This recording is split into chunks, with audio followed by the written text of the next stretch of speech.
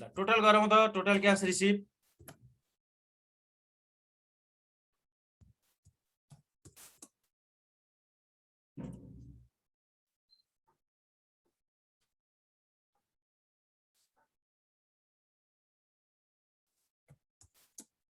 र यो बाहिर गएकोलाई न्यू एकाउन्ट रिसिभेबल लेखिराख है रिमार्क्समा यहाँनिर न्यू एआर भनेर लेखिराख्ने पछि बिर्सेला फेरि यो 72,000 लाई न्यू एआर लेखिराखेको छौ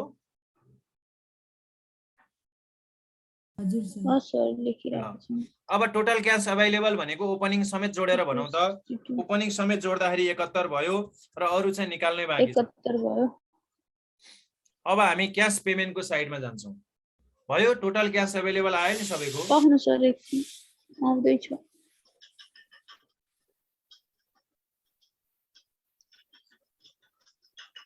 चिट्ठी पनि लाग्दै छ है कसको ल खाना नि पाक्दै छ पढ्दै गरौँ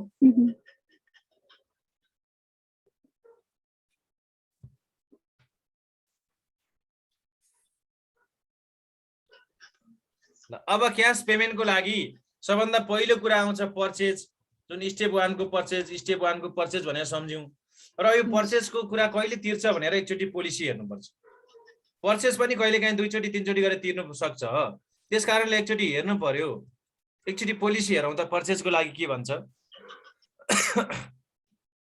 लास्टतिर दिएको रहेछ लास्टतिर यहाँनिर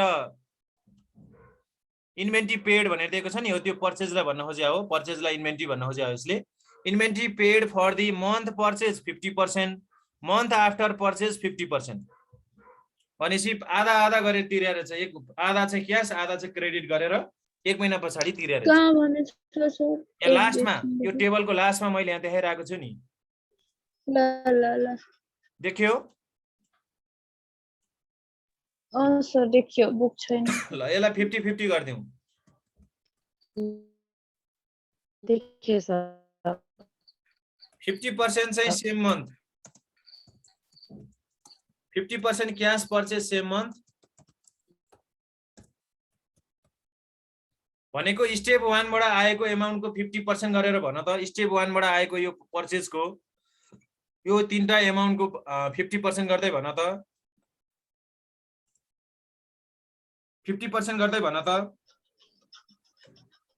22,350 फर्स्ट को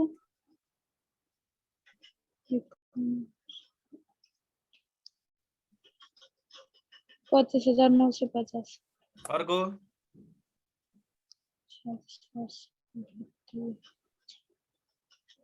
23,400 ल अब बाँकी 50% चाहिँ नेक्स्ट मन्थ भनेको छ 50% चाहिँ अब नेक्स्ट मन्थ भनेपछि क्रेडिट होला सायद भनेर बुझौं क्रेडिट पर्चेज भयो भएर नै नेक्स्ट मन्थ हो नत्र त्यही महिना तिरिहाल्थ्यो क्याश भयो त हैन त्यो क्रेडिट पर्चेज भयो भएर नेक्स्ट मन्थ आफ्टर 1 मन्थ भनेको छ नि त्यही भएर नेक्स्ट मन्थ एउटा कोठा छोडेर यही राख्दै नि भयो 50-50 बराबर भएपछि यही एमाउन्ट आउने हो कि होइन यही एमाउन्ट आउने हो तर के गर्नु पर्यो एउटा कोठा उता सारेर लेख्नु यही एमाउन्ट आउँछ भन्ने कुरा त बुझ्यौ नि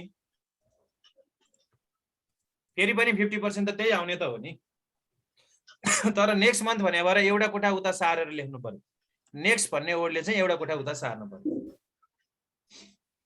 र अगाडि एउटा कोठा खाली छ पछाडी एउटा एमाउन्ट गएको छ रिमार्क्समा अब यो पर्चेजको बेलामा चाहिँ हामीले एकाउन्ट्स पेबललाई हेर्नु पर्यो केलाई हेर्नु पर्यो त एकाउन्ट्स पेबललाई हेरेर राख्ने ब्यालेन्स सिटको ल्याबिलिटिजलाई हेरौँ त एकाउन्ट्स पेबल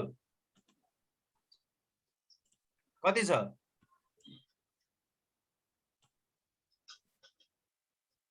भन त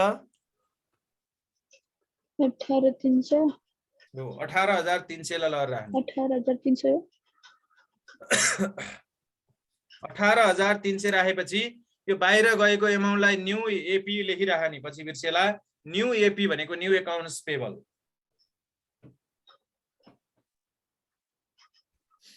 अब पर्चेज बाहेक अरु एक्सपेन्सेसहरु के छ कि हेर्छौं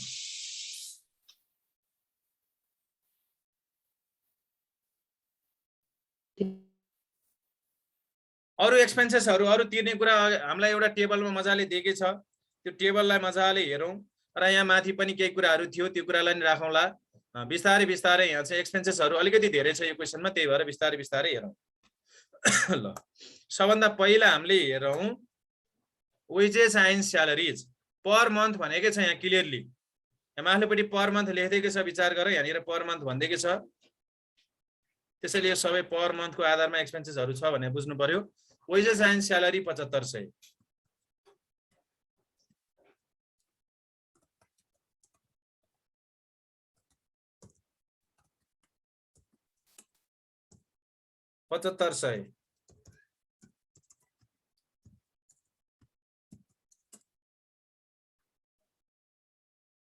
भयो। Wages and salary 7500 per month 3 महिनामा राख्यौं।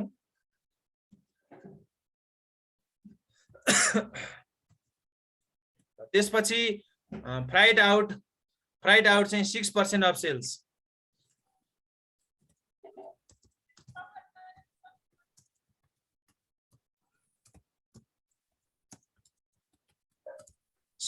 Of sales freight outward 6% of sales गरौँ त कति हुन्छ? प्रत्येक महिनाको सेल्सको 6% गरौँ।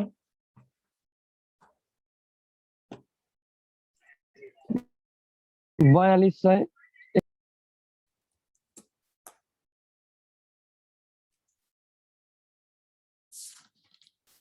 5100 सर अनि 5400। 6% अफ सेल्स गरेको है, जुन सेल्स एमाउन्ट थियो त्यो सेल्स एमाउन्टकै हामीले 6% गरेर राखेको।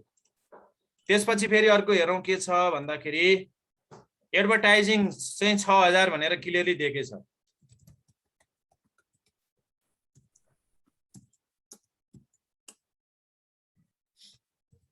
र त्यसपछि डेप्रिसिएसनलाई हामी राख्दैनौँ, याद गर, डेप्रिसिएसन इन्कम स्टेटमेन्ट र ब्यालेन्स सिटमा हो, यसमा होइन।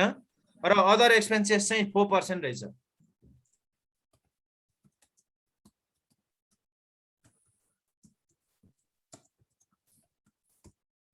अदर एक्सपेन्सेस निकाल 4% गर्दै फटाफट।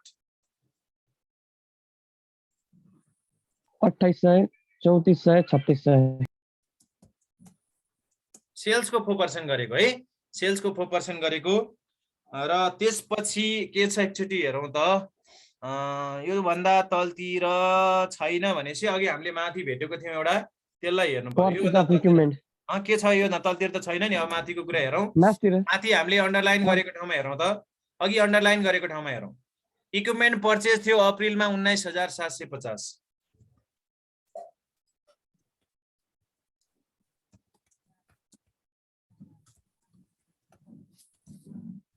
अप्रिलमा भनेर तोकेकै छ 19750। र अर्को थियो डिभिडेन्ड पेड जुनमा 4000।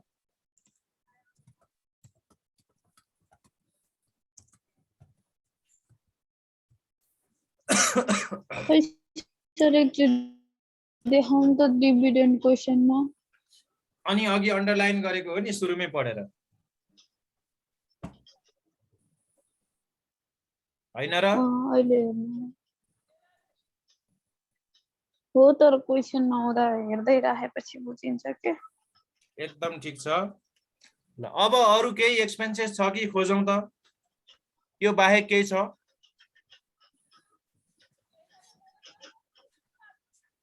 केही छ भने हेरौँ, नभए टोटल गर्दियौँ। छैन सर। त्यसले टोटल गर्दियौ।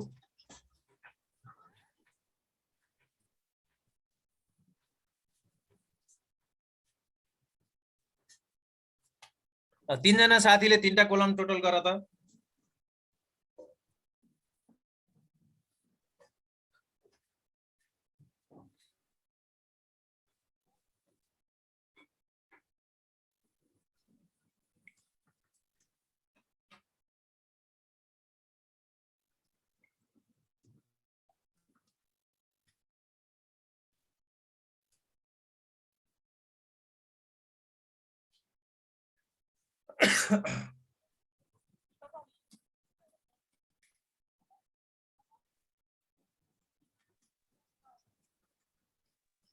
लास्टको 75850 आयो। लास्टको 75850 भन्नुभयो एकजना साथीले। अर्को साथीले भनौ त।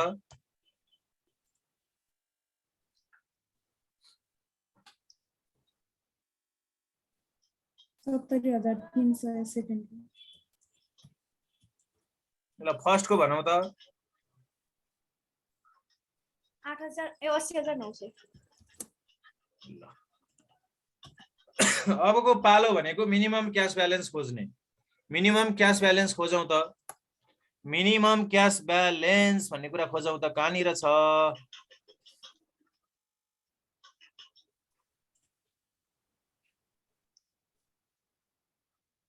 यहाँनिर दिएको रहेछ। Minimum cash balance 8,000 8,000।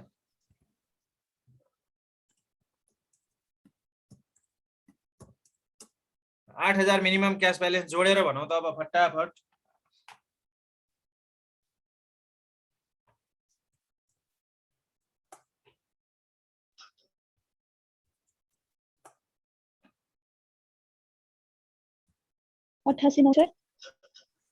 ल 8,000 जोडेपछिको एमाउन्ट हामीलाई के भन्ने त? त्यसलाई टोटल क्याश निड भन्ने।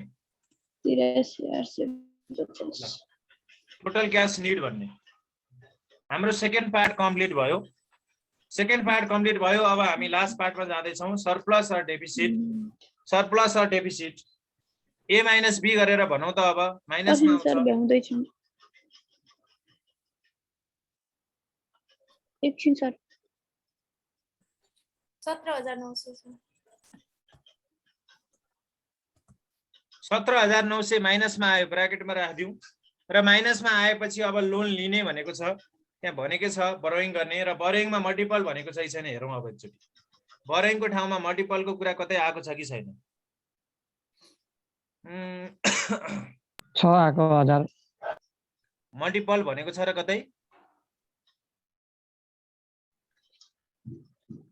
कहाँनिर छ मल्टिपलको कुरा? एकचोटि हेरौँ त। अगाडि छ नि सर, बोरोइङ्स। बोरोइङको कुरा त छ, मल्टिपल भनेको छ कि छैन भन्ने कुरा हो।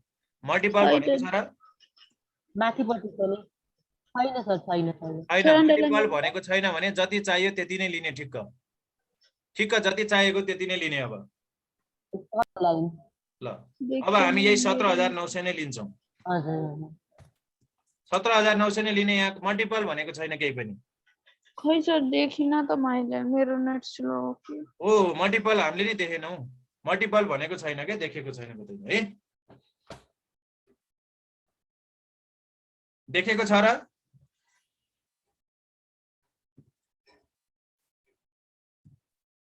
भयो, यहाँसम्म भयो।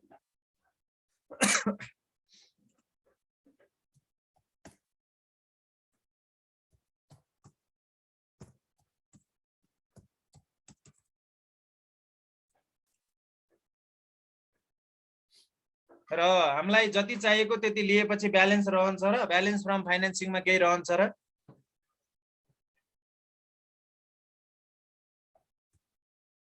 ब्यालेन्स फ्रम फाइनेन्सिङ निल भयो, किनभने जति चाहिएको छ त्यति नै लोन लियौँ र सबै पैसा सक्यो। र अब मिनिमम क्याश ब्यालेन्स मात्रै बाँकी छ 8,000।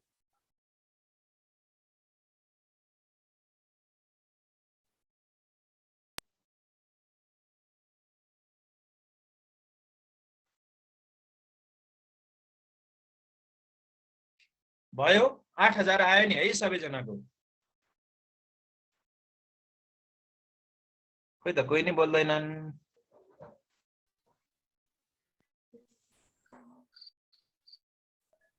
बोल न हो। यो अनुसार चाहिँ आयो सर। यो अनुसार आयो। ल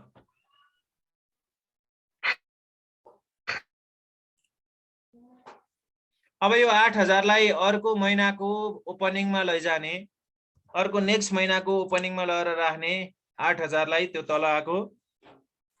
र यो टोटल क्याश अभाइलेबल निकाल्ने, यो 8,000 थपेर यो 73,800 भयो। सरी कति भयो रे? 73 8 जोड्दा 81,000 भयो। 81,000 लाई ए भन्यौ, 78,300 लाई बी भन्यौ, घटाएर निकालौं त कति आउँछ? 2700 सरप्लस। 2700 भयो। 2700 आएपछि, सरप्लस आएपछि हामीले पहिला लिएको लोनको सामा र ब्याज तिर्नुपर्ने हुन्छ। सामा र ब्याज तिर्नुपर्ने हुन्छ। अब यो क्वेशन चाहिँ अरु क्वेशन भन्दा अलिकति डिफरेन्ट छ। यो क्वेशन अरु क्वेशन भन्दा अलिकति डिफरेन्ट छ। के कुरा डिफरेन्ट छ भने यसमा के कुरा डिफरेन्ट छ त भन्दा यहाँनिर दुईवटा कुरा डिफरेन्ट छ। दुईवटा कुरा अरू क्वेसन भन्दा यसमा डिफरेन्स छ। के डिफरेन्स छ भन्दा यहाँनिर एउटा कुरा भनेको थियो borrowing occurs at the end of month when cash is needed भनेको छ। एउटा वर्ड के छ त borrowing occurs at the end of month when cash is needed। यो एउटा कुरा अरू क्वेसन भन्दा फरक छ। अरू क्वेसनमा हामीले के भन्थ्यौं महिनाको 1 गते नै लोन दिन्छ भनेको थियो, यसमा महिनाको अन्तिममा लिँदो रहेछ लोन। र अर्को कुरा के फरक छ भन्दा interest is paid in cash at the end of month at an annual rate। interest is paid at the end of month on the amount loan outstanding during the month।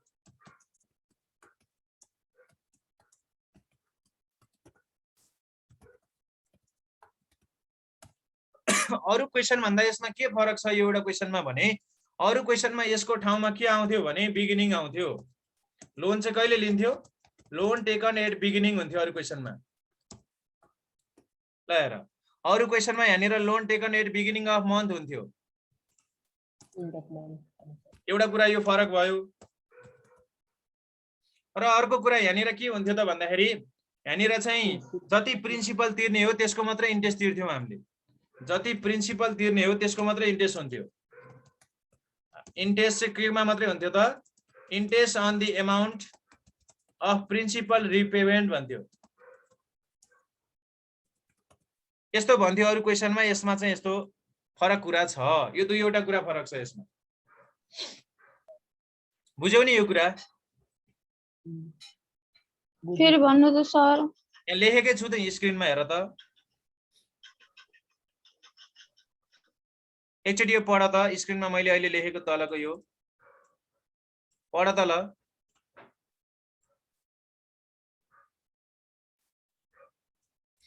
अरू क्वेसनमा चाहिँ यस्तो हुन्थ्यो भनेर मैले हाइलाइट देखाएको है। यो highlight गरेको पार्ट चाहिँ अरू क्वेसनमा यस्तो हुन्थ्यो भनेको र यो चाहिँ यो क्वेसनमा चाहिँ यस्तो छ भनेको। बुझ्यौ यो कुरा सबैले?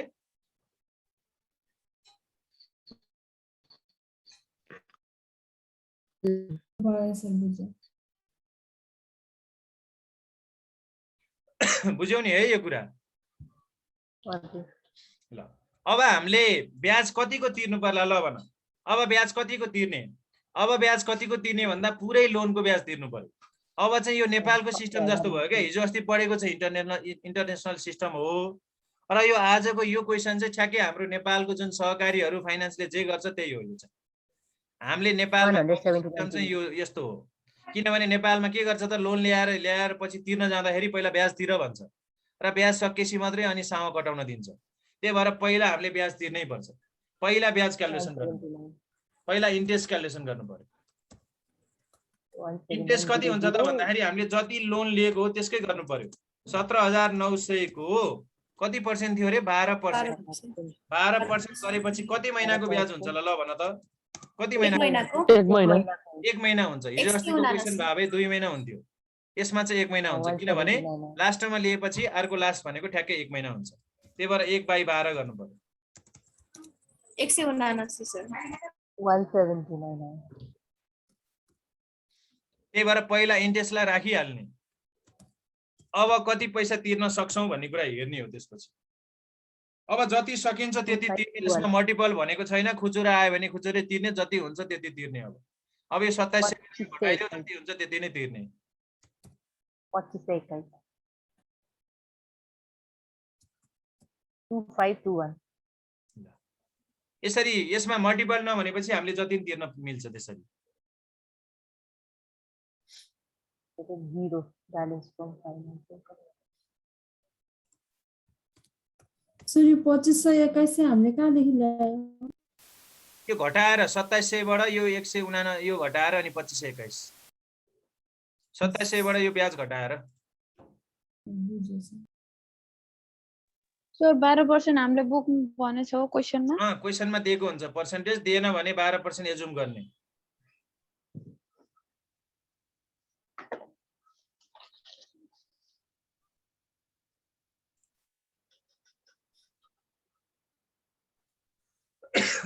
अब फेरि यो कन्सेप्ट बुझेर फेरि अरू क्वेसनमा अप्लाई गर्ने होइन नि, यो एउटा क्वेसन मात्रै त्यस्तो छ, फेरि यसमा राम्रोसँग बुझेर अरू क्वेसन चाहिँ बिगार्ला।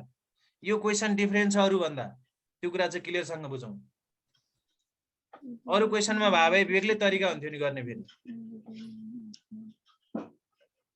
ल अब यो 8000 लाई टपमा लैजाउँ। 8000 लाई टपमा लगाएर फटाफट भनौँ त ल। यो 94,000 सरप्लस कति आउँछ? 10,150। अब इन्ट्रेस्ट कति तिर्न बाँकी छ भन्ने कुरा हेरौँ। अब बाँकी रहेको पहिला रिमेनिङ लोनको रिमेनिङ इन्ट्रेस्ट हेर्ने हो। अब रिमेनिङ लोन कति छ तिर्न बाँकी?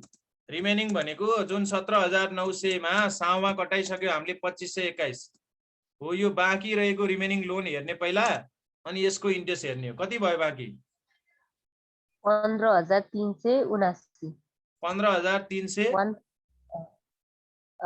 15379। 79। हजुर, अब यसको इन्ट्रेस्ट निकालौँ।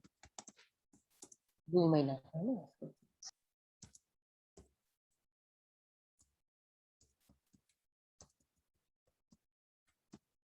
2 महिनाको हुन्छ अब चाहिँ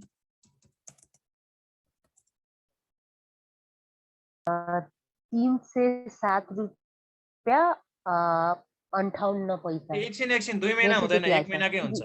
1 महिनाकै हुन्छ, किनभने 1 महिनाको त पुरै खास तिरेको 1 महिनाको हुन्छ। 1 महिनाकै हुन्छ, किनभने अघिल्लो महिनाको त पुरै क्लियर गरे हैन र इन्ट्रेस्ट। ए हो, हस् हुन्छ फेरि गयो। अघिल्लो महिना पुरै इन्ट्रेस्ट क्लियर भएर 1 महिनाको मात्र इन्ट्रेस्ट हो।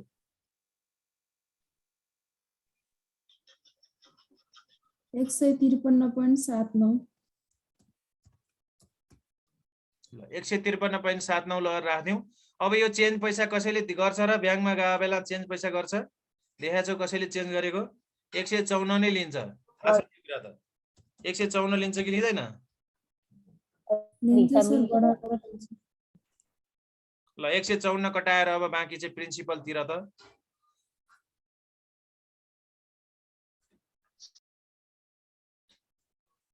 नौ 9,996। र यो बाँकी प्रिन्सिपल तिर्दाखेरि बाँकी लोन भन्दा बढी हुनु भएन नि। बाँकी लोन 15,000 छ, योभन्दा बढी त हुँदैन, त्यो त थाहा छ। त्यो कुरा नि ख्याल गर्नुपर्छ।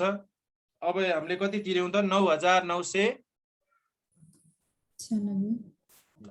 यति तिरेपछि ठ्याक्क नील भयो र 8,000 भयो।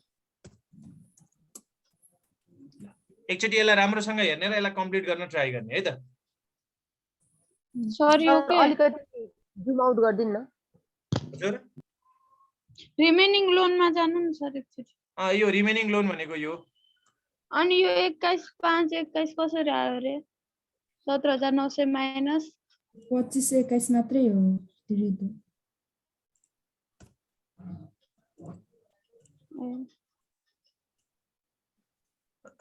2521। ल हुन्छ, म यो फाइललाई हालिदिन्छु है, त्यहाँबाट हेर्ने है त। अहिले हाल्दिनु सर। ल हुन्छ, म अहिले हालिदिन्छु। ए हस्। Okay, bye bye.